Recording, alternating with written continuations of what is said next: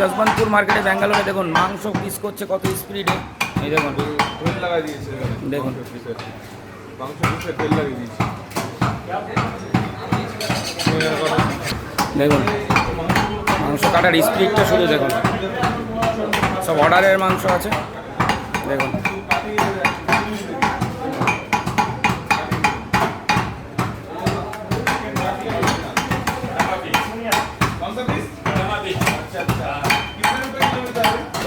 ये बॉयलर है ना, बॉयलर।